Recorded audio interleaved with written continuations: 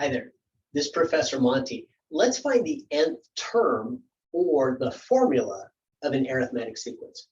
So we look up here, we've got the numbers 5, 7, 9, 11, and you may notice right away how these are related to each other. And if you do, you just say, oh, to get to from 5 to 7, I'm just going to add 2. And then I add 2, and then I add 2. So that I see on all these, I just add 2. If you're adding the same thing each time to get to the next term in the sequence, that's what an arithmetic sequence is. So I know it's an arithmetic sequence. This 2 is what they call the common difference. So we're going to say D for the difference is 2. Where that comes from is if I take any term and the next term, so I take this second term and subtract the term immediately preceding it, notice 7 minus 5, the difference in these two is 2. 9 minus 7 is also the same thing. 11 minus 9 is always the same thing. So I get 2 for each of those. If these aren't all the same number, it's not an arithmetic sequence. We don't have to go through that if we don't want to. We can just look at it and see that, oh, we add 2 on each of these. That's where that D equals 2 comes from as the difference. The common difference is 2.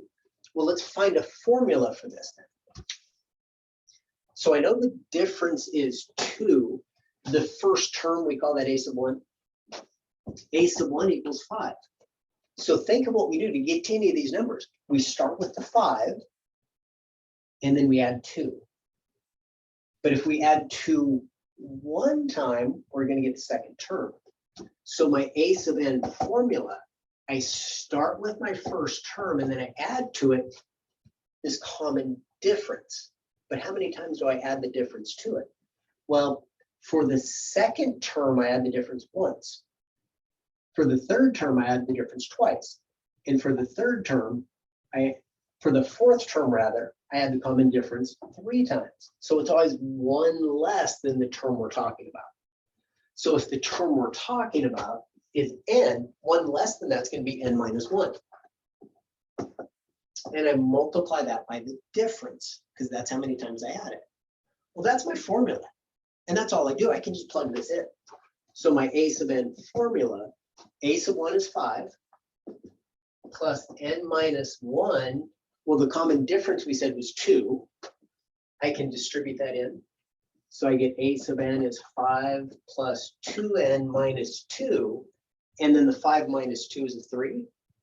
Typically, we write it as 2n minus 3. You could write it as 2n plus 3, rather. You could write it as 3 plus 2n if you want to. But typically, the n term is going to go first. And we can make sure that works. Because when I plug in the first term, n sub 1, I get 2 times 1 is 2 plus 3 is 5. The second term, 2 times 2 is 4 plus 3 is 7. The third term, 9 and 11, you can check those as well. But it's really quick to do. Nice, simple formula. But I found if you understand where the formula comes from, it's easier to remember the formula. So if you don't understand, just memorize. That's okay too. But it's too easy to forget things you memorize on a test. At least it was for me. Maybe for you, you just got that steel trap mind and everything stays in there.